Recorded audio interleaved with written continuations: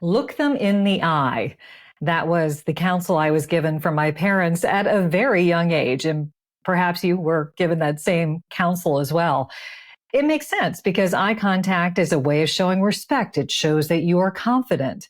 But you may not be so confident now about where you should be looking because it's much more complex these days. Sometimes we're talking to an audience in the same room. Sometimes we're talking to an audience through a camera. Well, today I'm going to share with you the new rules of eye contact and make sure that you can be confident no matter where or who your audience is. Hi, I'm Karin Reed. I'm a 4-time author, Emmy Award-winning broadcast journalist, and communication expert on helping people to own the room, whether it be a physical one or a virtual one. Welcome to Speaker Dynamics.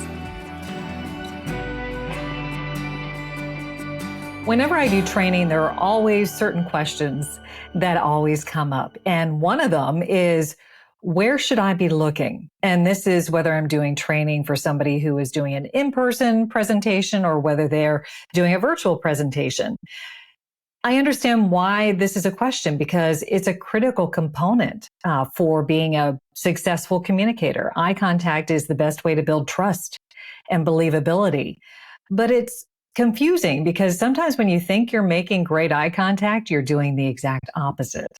So today I'm going to cover the 3 basic communication scenarios that you'll likely be encountering, and it's all within the eye contact context. So we'll be talking about eye contact in person, eye contact when you're virtual, and then eye contact when you are hybrid, when you have an audience that is both in the same room with you as well as perhaps on the other side of a camera lens. But let's begin with what I would say is probably the most vexing right now, and that is virtual eye contact. So I want you to grab a friend, a colleague, whatever, and I want you to go through this exercise. I want you to introduce yourself to each other without looking at each other's faces. I do this in training, but I'm trusting you to actually follow through on your side. So introduce yourself without looking each other in the eye, without even looking at their faces, and see how it feels. Does it feel awkward to you to be introducing yourself to someone and not looking them in the eye? And how about the person on the other side? Does it feel weird when people are introducing themselves and aren't looking at you? You know, maybe try looking at their shoulder, maybe try looking down at their chest or even at their chin.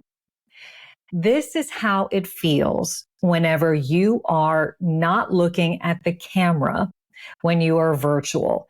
You might feel like you are making great eye contact because you're looking at the faces on the screen and it feels really good to you because you want to get that feedback. But for the people on the other side who are receiving your message, it doesn't feel so great. So here is the challenge.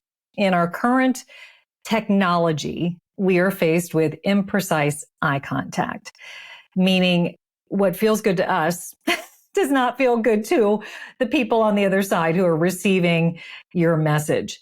So whenever I am talking to people virtually, if I want to speak with impact, I know that I need to look into the camera lens. And in fact, if you're watching on YouTube, you're seeing me doing this right now. But this goes against all of my natural impulses because truly, whenever I talk to people, I want to look at their faces. But when I look at their faces, how does it feel to them? Like I'm not making eye contact with them at all. And it creates this barrier between you and them. So how do you deal with that? What do you do?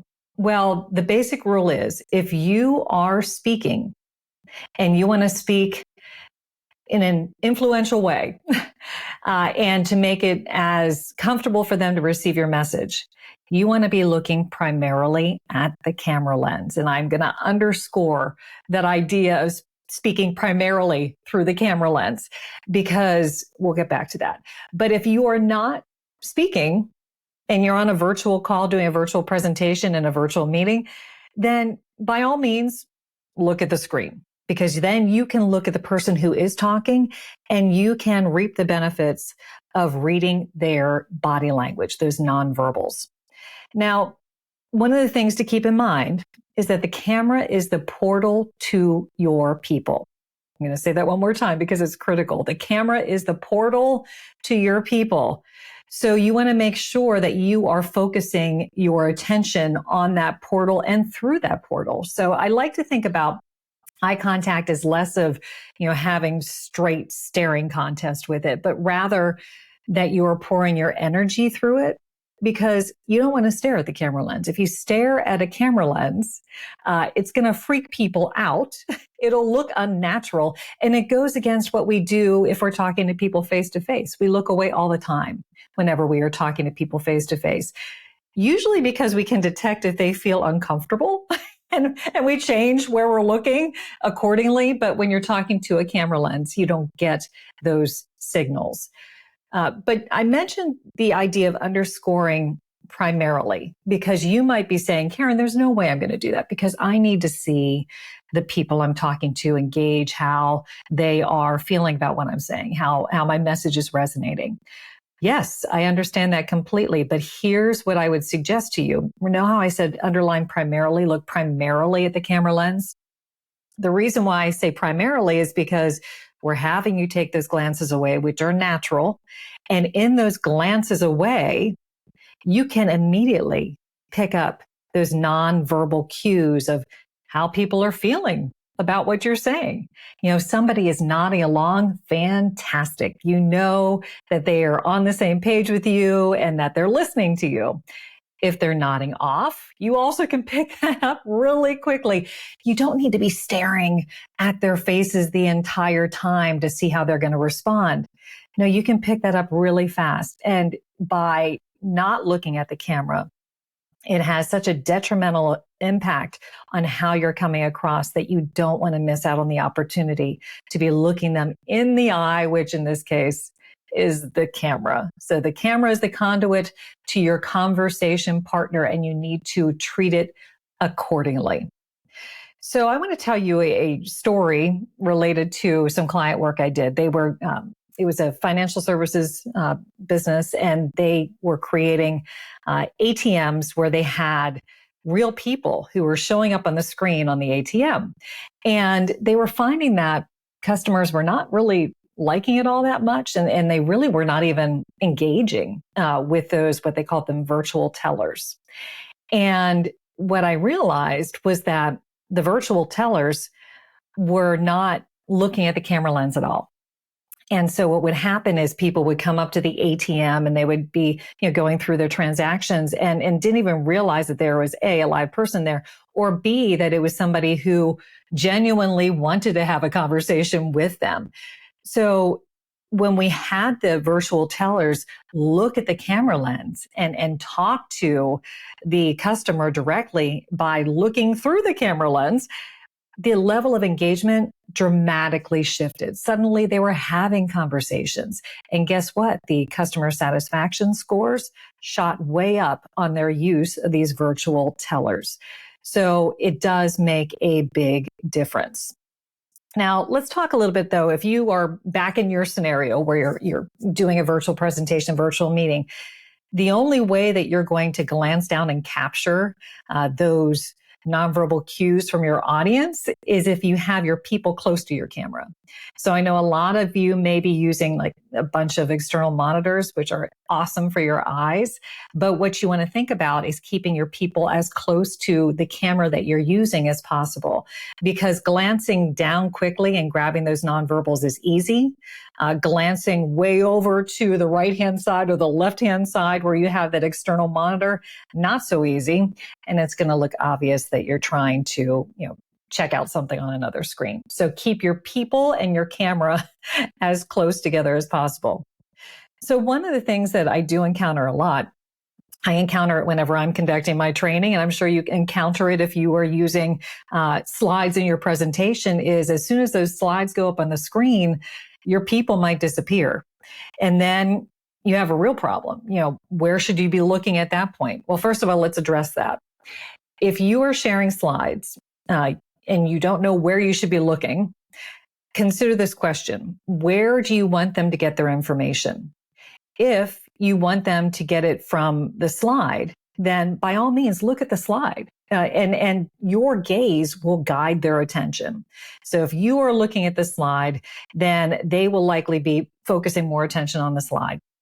And then you probably want to use like some visual or verbal cues on what they should be looking at. So, maybe you say, okay, on the right-hand side, you can see that the bar chart is, showing that we have a trend line going up, and you're probably going to call out colors. You can see the green line, whatever it is, just so that they can focus their attention where you're focusing your attention. You have to be really overly communicative whenever you are in a virtual setting of what people are seeing on the screens. You know where your eyes are looking, but they don't know that. So you have to really clue them in. But the other thing I would suggest relative to sharing slides is if you are not using that slide to tell your story, then you want to take it away. What do you mean take it away? Well, one of the things that is really challenging in this environment is that the slides take up so much of the space on the screen. Oftentimes they completely take away all your people and they dominate the presentation. Your slides are visual aids. They're not the presentation. They are aids. So by taking that slide away, then you become the primary conduit of information. And that means you're looking at the camera lens. So if your slides are up and you want to talk to the slides, look at the slides, totally fine. If your slides are not helping you impart information, take it away and allow yourself to become the primary messenger once again. And when you're the primary messenger, that means you want to look primarily into the camera lens. The other challenge that we often have though with slides is that when you put them up, people disappear. And then sometimes it's really hard to figure out how to interact with the camera if you don't even see any people on the screen. And what I suggest to you is try to visualize your viewer. Think about a person who is on the other side, receiving your message, and talk to those people or talk to one person perhaps. There are different tricks that you can use to visualize your viewer. If you can't do like that mental leap, what I've seen people do is they'll take like a picture of a family member or a friend and they'll put it beside their camera just to remind them that there is indeed somebody on the other side who is listening to them and hopefully really on board with what they're saying. I like to think of somebody friendly when I do it. And I'll share with you a trick that I used to do whenever I was hosting a webcast for a client. I was in the big studio and I was, sitting in front of a giant studio camera. Before we go live on that webcast, I would talk into the camera to the director. And that director was sitting on a totally different floor in what we would call master control. And I knew that he was looking at my big face on a giant screen in master control. So I would talk to him through the camera, realizing that he was seeing my face looking at him on that giant screen. Typically, honestly, we talk about the Pittsburgh Steelers because we were both from Pittsburgh. And that's always a topic of conversation that I'm willing to engage in. But it also helped me to kind of get into that mental mindset of visualizing my viewer, visualizing the people on the other side, and knowing that that camera is the conduit to my conversation partner. So you might be wondering about some of that eye contact technology that is out, where you can almost like cheat your way, where it makes your eyes almost look like you are always making eye contact, even if you're moving your head from side to side. I've tried this and it works okay, I would say, but it's not perfect. And in fact, sometimes it looks downright strange.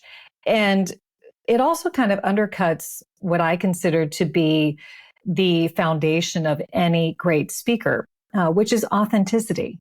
So when you are faking eye contact, that seems really out of sync with what I'm preaching based upon authenticity. So I believe that you should instead be kind of changing your mental mindset relative to how you're engaging with that camera, because that's, really what's going to make the biggest difference, and also not make you reliant upon using a piece of technology. So one of the things also to remember is whenever you are making eye contact through a camera, it's much less like you are talking to people up on stage or staying in front of a room. It is more like you are having a one-on-one conversation with somebody across the dinner table. And that's totally different than whenever you're sharing the same air with people. No matter how many people are on the call, no matter how many people are watching your virtual presentation, they all feel like you are just talking to them. And I first discovered this when I did TV news, when I go into the grocery store. And people would come up to me and they'd say, Karin Reed, how are you? How are your kids? And they would talk to me like I was a close personal friend, if not a member of the family. So recognize that when you're in this space, it's almost like you are having a very intimate conversation with somebody pretty close up, because keep in mind, I would come into the homes of these people on a regular basis, and they developed a relationship with me accordingly. This is a very intimate space that you're talking through. So when you're making eye contact with people, it's that conversation space that you want to recreate of a one-on-one conversation. And that will dictate, how you'll interact with it accordingly. So we'll talk more about how it impacts your physical presence later on in another episode. But just keep that in mind. It's a one-on-one conversation with somebody that you can't often see very well. So that is the gist of how to be an effective communicator in a virtual space relative to your eye contact. But let's actually talk about, just having eye contact with people when you are in person, the old-fashioned way per se, right? So the thing that I see most often that trips people up is they will try to create eye contact that's not genuine. Perhaps at some point they were told, okay, have 3 points in the room that you want to focus your attention on and just go back and forth between those 3 points. Or they'll do something that I call eye grazing, where you're kind of looking over the heads of the people who you're talking to, but you're not directly looking them in the eye. This is not authentic, and it can be detected by everyone in the room. You think you're faking it, you're not. They know. So what is the alternative? Well, my advice is just to pick out individuals in the room and have a genuine thought or full sentence with them as you are continuing to connect through your eyes. So hold their eye contact for a full sentence or a full thought before moving on to the next person. So you're kind of moving about the room with these genuine one-on-one interactions. And here's the interesting part. It won't just feel good for the person that you're talking to directly. It also will feel good to the other people who are, observing this, because they can tell that you are being genuine in how you want to connect with your audience. So pick out people throughout the room. It also can help to tamp down your nerves too, because a one-on-one conversation is typically easier to navigate than, doing a presentation in front of lots of people. So the other thing I want to caution you about relative to eye contact in person is if you're using slides. So you want to make sure that you don't turn your back on people for too long. I am not somebody who says, okay, just have your slides as like wallpaper behind you, never acknowledge them. I feel like that is not really doing your audience a service, because you are basically a tour guide through your content. Maybe there's times where you are wanting them to focus on you, but maybe there are times when you want them to focus on something on the screen. Maybe you are talking them through, a data set. At that point, I would turn around and I would be, pointing with my hand at what I wanted them to look at and talking them through that data set. But when I'm done talking through the data set, I'm turning back around. And then I'm going to re-engage with them so that I can make that good eye contact with them face to face. But you want to make sure that if, like, say that you're using slides, you do not ever have your back turned whenever you're transitioning from one slide to the next, because you might give them too much opportunity to check out. So before you click to the next slide, even if you've gone through a really heavy data slide, make sure you turn around, ensure that they are with you, then click to the next slide and say that it's another data heavy slide. Yeah, turn around, talk them through it, but never have your back to them whenever you are clicking your slide to the next one, because that will give them an opportunity to zone out. So let's talk about the third eye contact scenario. And that's whenever you have a hybrid audience. And just to give some context for this, hybrid audiences are where you have people who are perhaps in the same room with you, but you also have people who are coming in virtually, whether they are dialing in or whether they are going through some sort of video platform. So what do you do? How do you manage that? Well, the basic rule is pay attention to both audiences. So that means if you have people in the room with you, you want to make sure that you pay attention to them by making good eye contact, like I just described in the in-person eye contact section. But you don't want to make it a glorified live stream for the people who are joining virtually, which means that you want to spend some time looking at the camera too. Invite them to be a part of the conversation, a part of the experience. And by doing that, you also are raising the awareness of the folks in the room with you that, hey, there's more people who are involved in this conversation than just those that you can reach out and touch. There are people who are joining us virtually who also have an important role to play. So your eye contact, just by, looking into the camera, can make a big difference in how the entire meeting is perceived. So pay attention to the people in the room. Pay attention to the people through the camera, because the camera is basically the fill-in, the stand-in for the eyes of those who are joining virtually. So you also have to be aware of how the room is set up relative to that. So I was doing a hybrid class. I had people who were, in front of me at tables, but then I also had a lot of folks who were just beaming in virtually. And when I walked into the room, they said, "Oh yeah, it's a hybrid classroom, no problem. We have cameras."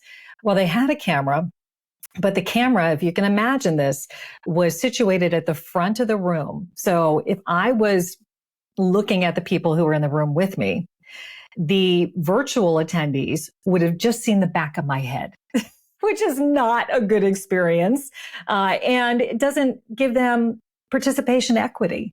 They just see the back of my head. They're not able to see my facial expressions. And if I tried to do what I just said by paying attention to the people in the room and the people, on the virtual call, that would have also been awkward and not the same. I could turn around if I wanted to, but it would have been a lesser experience for both parties. So I will tell you what I did. I got real creative. I ended up taking a side table from the lobby, and I put that side table on top of the regular classroom table and put my laptop on top of that side table, which was perched on top of the classroom table, so that it was at eye level for me. My laptop was at eye level. And then I joined the call on my laptop. Of course, I did not use the audio from that because that really would have thrown things off. We would have had audio interference between my laptop and the audio set up in the room. But what that did is it allowed the people who are joining virtually to see my facial expressions as I was teaching. And I was able to look into my webcam on my laptop, as opposed to doing an awkward thing like turning around and looking at the camera that they had mounted at the front of the room. So even if you think you are going into a hybrid conference room, it may require you to be a bit more creative and always think about how it feels to receive your message on the other side, whether they are, virtual or whether they are sharing the same room with you. So as promised in previous episodes, I always like to have one big takeaway for you to kind of chew on until the next episode. So today's one big takeaway is eye contact is essential to building trust, but it has to be authentic. So that means if you are in person, pick out people throughout the room to make genuine connection with.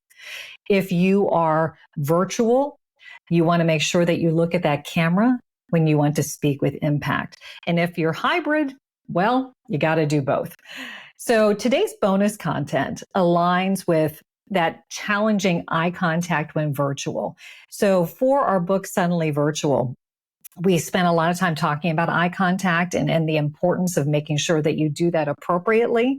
So today's bonus content gives you a little snippet of that book, Suddenly Virtual. So you will be able to download a free chapter from that book and get a flavor for what the book is, part of me, is all about. That was my authenticity right there. So if you want to check out Suddenly Virtual, which does have some focus on eye contact challenges in a virtual setting, you can download a free chapter by going to speakerdynamics.com/bonus content. So that's speakerdynamics.com/bonus content. So make sure, if you haven't already, to subscribe, to follow us. And if you think that other people might find value in what we're sharing, let's spread the word. One of the best ways to do it, in all honesty, is to rate us and leave a review, because that allows other people to search and find us more easily. So once again, I want to thank you for listening. I'm thrilled that you're here with us today. And until next time.